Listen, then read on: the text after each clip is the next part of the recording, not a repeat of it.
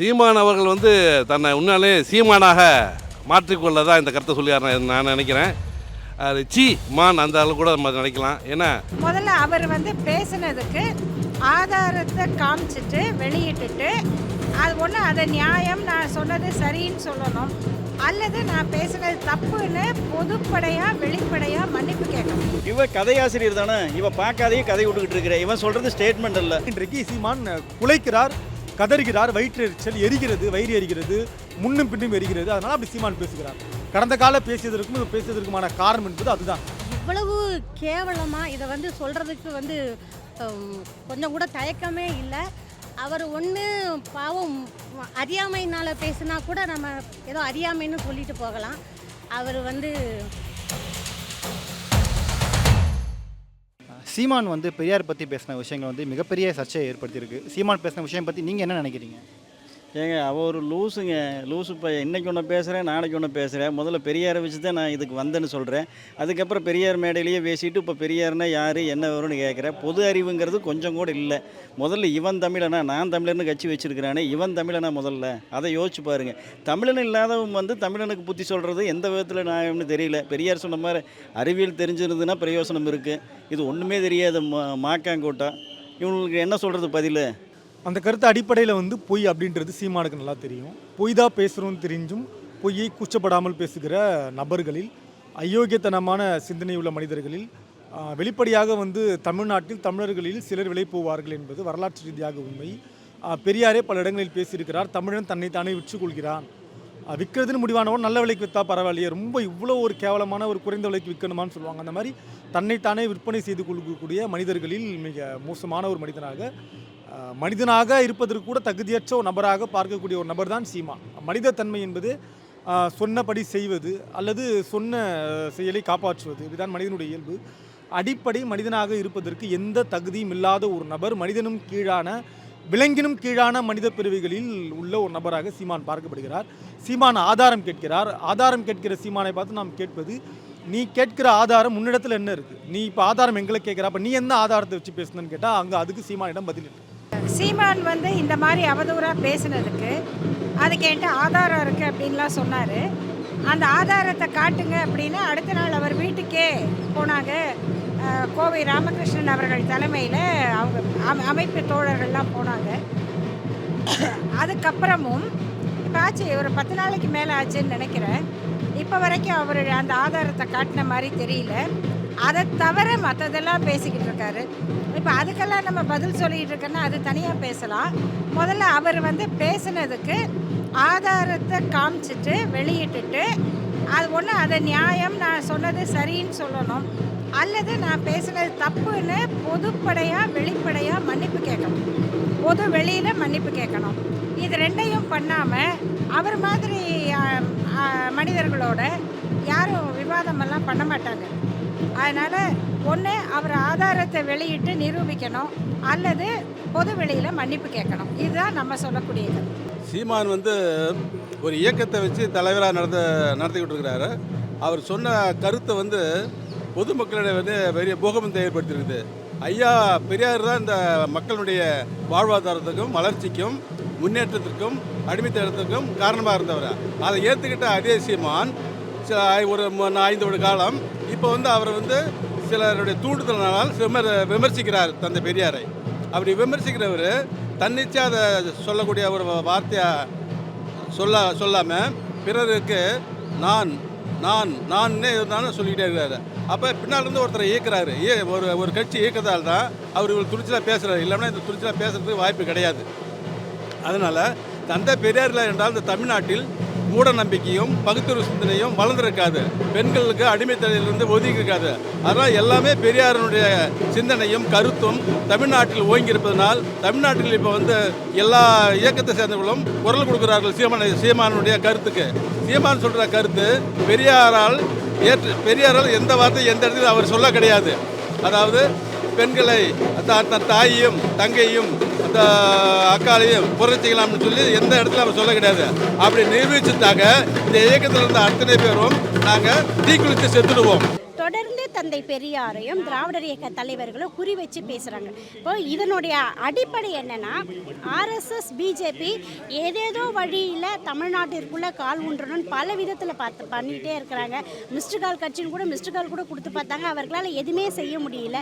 இந்த தமிழ் தேசியம் அப்படின்ற போர்வையிலாவது வந்து உண்மையான தமிழ் தேசியம் என்பது தமிழ் தந்தை பெரியாரை நீக்கி அது நிச்சயமாக இருக்காது. ஏன்னா தமிழ்நாடு தமிழருக்கேன்னு சொல்லி இந்த மண்ணில் விதைச்சவர் அவர் தான்.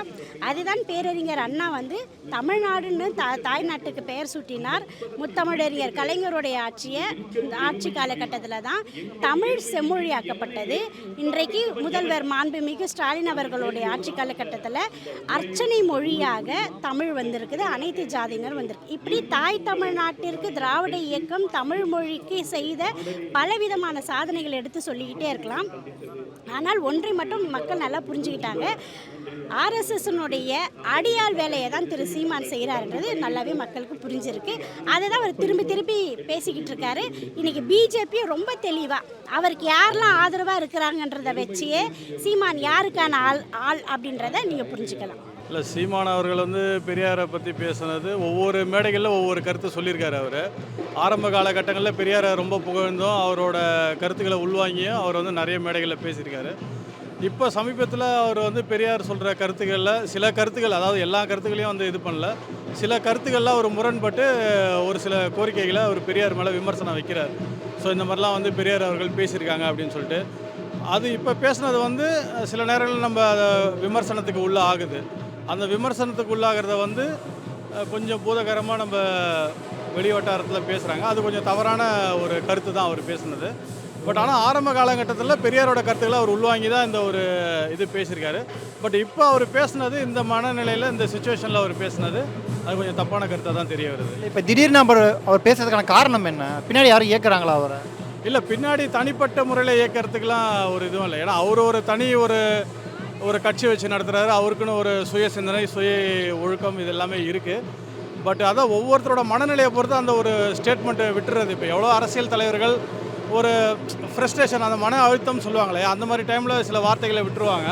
அந்த மாதிரி இந்த கருத்து வந்து அவர் அறியாமல் வந்திருக்கலாம், இல்லை அவருக்கு தெரிஞ்ச கூட வந்திருக்கலாம். பட் இது அவர் எப்படி சொன்னார்ன்றது நம்மளால் கருத்தை முழுமையாக சொல்ல முடியல. பட் ஆனால் அவர் பேசுனது ஒரு வகையில் தப்பு தான். அது சீமான் அவர்கள் வந்து தன்னை உண்மையாலே சீமானாக மாற்றிக்கொள்ள தான் இந்த கருத்தை சொல்லியார் நான் நினைக்கிறேன். அது மான் அந்த அளவு கூட நம்ம நினைக்கலாம். ஏன்னா ஒரு பேச்சுக்கு இன்றைக்கி ஒரு பேச்சு, நாளைக்கு ஒரு பேச்சு, என்ன ஒரு எனக்கு ஒன்றும் புரியலை. இது தன்னை வந்து உண்மையாலுமே சீமான் ஆக்கிக்கணுன்ற பண வெறியில் தான் அந்த மாதிரி கருத்துக்கள்லாம் சொல்கிறார் நான் கருதுகிறேன். நன்றி. இதுக்கு முன்னாடி அவர் பெரியார் பற்றி பாசிட்டிவாக நிறைய மேடைகளை பேசியிருக்காரு. இப்போ திடீர்னு நெகட்டிவாக மாற்றி பேசுறது காரணம்? அதுக்கு காரணம் அதுதான் சொல்கிறேன், சில கட்சிகளோட பணப்புழக்கம். ஸோ இப்போ பெரியாரை இல்லாத அரசியலே கிடையாது. அதனால் பெரியாரை எதிர்த்து ஒரு அரசியல் பண்ணணுன்னா வரலான்றது அவங்க கணிப்பு. ஆனால் அது நடக்காது, தமிழ்நாட்டில் எப்பயுமே நடக்காது. இந்த ஒரு பேட்டி மூலமாக நீங்கள் சீமானுக்கு எதுவும் சொல்லணும்னு நினைக்கிறீங்களா? அவ்வளோதான் சொல்ல முடியும். ஆனால் ஆதாரம் என்கிட்ட இருக்குது அப்படின்ற மாதிரி சொல்கிறாரு. அண்ணாமலையும் அதுக்கு ஆதாரம் காட்டுறேன் அப்படிங்கிறாரு. அந்த திருமுருகன் காந்தி எங்கே வர சொல்கிறீங்களோ அங்கே வர்றேன், நான் பதில் என்னோட நேருக்கு நேர் மோத வாங்க அப்படின்னு கூப்பிட்றாருல்ல. இந்த பிச்சைக்கார பையனுக்கெல்லாம் போய் ஒரு ஆசிரியர் வீரமணியும் தளபதி ஸ்டாலினும் 2 பேருமா வந்து இவனுக்கு பதில் சொல்லிகிட்டு இருப்பாங்க. அவர் வந்து நாளைக்கு வந்து நம் தமிழ்நாட்டு மக்களை வந்து எந்த அடிப்படையில் முன்னேற்ற பாதையில் கொண்டுட்டு போகணுங்கிறதுக்காக கடுமையாக பாடுபடுறாரு தளபதி. அந்த நோக்கத்தில் இருக்கும்போது இந்த மாதிரி சில்லறைகளுக்கெல்லாம் பதில் சொல்லிகிட்டு இருக்கிறதுக்கு எங்களுக்கு கஷ்டமாக இருக்குது, ஒரு தளபதி தொண்டனாக இருந்து. எல்லாரும் பேசுவாங்க. இவரை அதான் இந்த பழைய பழமொழி ஒன்று சொல்லுவாங்க, வேலிக்கு ஓனா சாட்சி, ஓனானுக்கு வேலி சாட்சின்னு. ஆனால் இப்போ வேலியும் ஆதாரத்தை காட்ட மாட்டேங்குது, ஓனானும் ஆதாரத்தை காட்ட மாட்டேங்குது. இதுக்கு மேலே வந்து திரு அண்ணாமலை அவர்கள் ஒரு கருத்தை சொன்னார், பெரியார் பேசியதையெல்லாம் இன்னைக்கு பொதுவெளியில் பேச முடியாது, அது நல்லா இருக்காது அப்படின்னு. பெரியார் என்ன ரகசியமாகவா பேசினார்? அவர் வெட்ட வெளியில் அவ்வளவு லட்சக்கணக்கான ஆயிரக்கணக்கான மக்கள் மத்தியில் தான் பேசினார். அவர் பேசினதை நாளைக்கு வர்றவங்க இப்படியெல்லாம் மாற்றி திரிப்பாங்க அப்படின்னு தெரிஞ்சால் கூட நாணயத்தோட அதெல்லாம் அவரே அச்சடித்து வச்சுருக்காரு. அதனால் அப்படிப்பட்ட ஒரு நேர்மையான தலைவரோட அவரை பற்றி நாங்கள் அதை வச்சுருக்கோம் இதை வச்சுருக்கோம் அப்படின்னுலாம் பேசுகிறதுக்கு யாருக்குமே தகுதி இல்லை. சீமான் ஆதாரம் திடலில் இருப்பதாக சொல்கிறார் இல்லையா? சொல்வதற்கு முன்னாடி சீமான் ஏதோ ஒரு இடத்த படிச்சுட்டு இதில் பேசுகிறாரு. அப்படி சீமான் படித்த புத்தகம் என்ன? சீமான் வாசித்த புத்தகம் பேர் என்ன, புத்தகத்துடைய அந்த குறிப்பிட்ட அந்த செய்தி இருக்கக்கூடிய நம்பர் என்ன, அந்த எண் என்ன, அதை சொன்னால் சரியாக இருக்கும். சொல்ல முடியாது.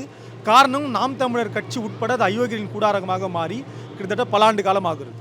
இல்லை, ஆரம்பத்தில் சீமான் கட்சி ஆரம்பிக்கிறப்ப பெரியாரை பற்றி பாசிட்டிவாக நிறைய விஷயங்கள் பேசியிருக்காரு. இப்போ திடீர்னு அவர் மாற்றி பேச வேண்டிய அவசியம் என்னன்னு இப்போ நீங்கள் ரஜினியை சந்தித்த பிறகு குறிப்பாக இன்றைக்கு 8% வாக்கு இருந்ததாக நம்பப்பட்ட சீமானிடம் இன்றைக்கு 2% வாக்கு தான் இருக்குது அப்படின்றது உளவுத்துறை கொடுத்த ரிப்போர்ட். அதிகாரப்பூர்வமாக கிட்டத்தட்ட இன்றைக்கி சீமானுக்கு வாக்கு கிடையாது. காரணம், நடிகர் விஜய் அரசியலுக்கு வந்த பிறகு, குறிப்பாக நடிகர் விஜய் கொள்கை தலைவராக பெரியார் அறிவித்த பிறகு, நம்ம அம்பேத்கர் அறிவித்த பிறகு வாக்கு சதவீதம் பெரிய அளவில் கிடையாது. அப்போ வாக்கு சதவீதம் இல்லாத ஒரு நபர் 10 ஆண்டு காலம் வாக்கை தக்க வச்சுட்டு வந்தால் நம்பக்கூடிய நபர் தன்னிடம் வாக்கு இல்லை என்ற வைத்தறிச்சல், காழ்ப்புணர்வு, எதை வேண்டுமானாலும் செய்யலாம். பெரியார் சொல்வார் இல்லையா, என்ன வேணுமானாலும் செய்வான் ஒரு அரசியல் கட்சிக்கார, தன் மனைவியை கூட அனுப்பிட்டு அரசியல் பண்ணுவான்னுவாங்க.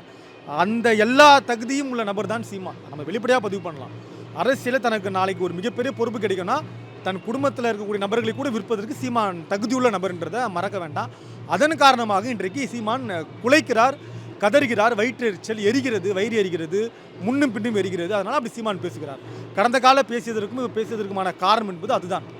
அன்றைக்கு சீமானுக்கு சிக்கல் கிடையாது. இன்றைக்கு சீமானுக்கு சிக்கல் வந்துடுச்சு. குறிப்பாக ஆர்எஸ்எஸ் உடைய தளமாக சீமான் மாறி பல ஆண்டு காலம் ஆகுறது. இன்றைக்கு ஆர்எஸ்எஸ் அஜெண்டா கொடுத்துருக்காங்க சீமானுக்கு. இப்போ சீமானுக்கும் விஜய்க்கும் தான் போட்டி. திமுகவை ஒழிப்பதில் ஆர்எஸ்எஸ் உருவாக்கியவர்களில் வல்லவர்கள் யார், விஜயா சீமானான்னு. இப்போ மிகப்பெரிய தொகை விஜய்க்கு போகிறதுனால சீமானுக்கு வைத்தறிச்சலாக இருக்குது. இது வரைக்கும் நான் உழைச்சி கோட்டையை இப்போ விஜய் ஆக்கிரமிக்கிறாரு. இப்போ தனக்கு பணம் குறையுது இல்லையா? இது வரைக்கும் ஒரு முதலாளி தனக்கு பணம் கொடுத்தாரு, இப்போ எனக்கு போட்டியாக நீங்கள் வந்துட்டீங்க, இப்போ முதலாளி உங்களுக்கு பணம் கொடுக்குறாரு. இல்லை, நான் தான் உண்மையான விசுவாசி, நான் தான் மோடியின் கால் நக்கி, நான் தான் ஆர்எஸ்எஸ் உடைய அஜெண்டாவை கொண்டு சென்றேன் 10 வருஷமா அப்படின்ற வைத்தறிச்சலில் புலம்பக்கூடிய மறுபடியும் மனிதரும் கீழான ஒரு மிருகம். அவ்வளோ. நீங்கள் குட்டிக்காரன் அடித்தாலும் என்ன பண்ணாலும் அறபோதையிலையோ இல்லை தெளிந்த போதையிலையோ எப்படி பேசினாலும் சரி, தந்தை பெரியார் என்கின்ற மாபெரும் பின்பத்தை தமிழ்நாட்டை விட்டு நீக்க முடியாது. ஏனால் இந்த தமிழ்நாட்டில் இருக்கக்கூடிய அடிப்படையில் ஒவ்வொரு மனிதனுக்கான சுயமரியாதைக்காக போராடிய தலைவர். என்னை போன்ற பெண்கள் எல்லாம் அடுப்பங்கரையில் இருக்காதே, வா தெருவுக்கு வா, வீதிக்கு வா, படி, பட்டங்களை வாங்கு. இன்னைக்கு சென்னை உயர்நீதிமன்றத்தில் பெண் நீதிபதிகளாக வந்து தமிழ்நாட்டில் இருக்கக்கூடிய பெண்கள் வந்திருக்காங்கன்னா 10க்கும் மேற்பட்ட பெண் நீதிபதிகள் தமிழ்நாட்டில் இருக்கிறாங்க. பெண்களை தீட்டு என்று ஒதுக்கி வைக்கப்பட்ட இந்த சமூகத்தை மாற்றி கையில் இருக்கக்கூடிய குழம்பு கண்டியை தூக்கி எறிந்து புத்தகத்தை கொடுத்து படி என்று சொன்னவர் தந்தை பெரியார். அதனால்தான் தீட்டு என்று சொன்ன பெண்ணை பார்த்து ஓ மை லார்ட்ஷிப், என் நீதி தேவதையேன்னு சொல்ல வச்சது தந்தை பெரியாருடைய அடிப்படை பெண்ணுரிமை கருத்து தான் அப்படின்றத நான் சொல்லிக்கிறேன். இவ்வளவு கேவலமாக இதை வந்து சொல்கிறதுக்கு கொஞ்சம் கூட தயக்கமே இல்லை. அவர் ஒன்று பாவம் அறியாமையினால் பேசுனா கூட நம்ம ஏதோ அறியாமைன்னு சொல்லிட்டு போகலாம். அவர் பிஜேபி அல்லது அவருடைய மற்றவங்கள்ட்ட இருந்து வர வேண்டிய காசுக்காக இதுக்காக இப்படி பண்ணுறாரோ அப்படின்னு நினைக்கிறப்ப ரொம்ப கவலையாக இருக்குது. ரொம்ப ரொம்ப ரொம்ப வருத்தப்படக்கூடிய செய்தியாக இருக்குது. அவரோட அருகில் நின்றுட்டு இருக்கிற பெண்களெல்லாம் இதை எப்படி ஏற்றுக்கிறாங்க? பெண்களை இவ்வளவு கேவலமாக பேசுகிற ஒருத்தரோட அந்த பெண்கள் நிற்கிறப்ப தான் அதுவே பார்க்குறதுக்கு ஒரு மாதிரி ஆச்சரியமாகவே இருக்குது. இப்படி பேசுகிற ஒருத்தரை தலைவராக ஏற்றுக்கிட்டும் பெண்கள் இருக்க முடியுமா அப்படிங்கிற ஒரு ஐயம் தான் நமக்கு வருது. ரொம்ப கேவலமாக இருக்குது, ரொம்ப வருத்தமாக இருக்குது. இவர் இப்படியே போய்கிட்டு இருந்தாருன்னா ஒன்றுமே இல்லாமல் போயிடுவார் தமிழகத்தில் அப்படிங்கிறது தான் எங்களோட கருத்தாக.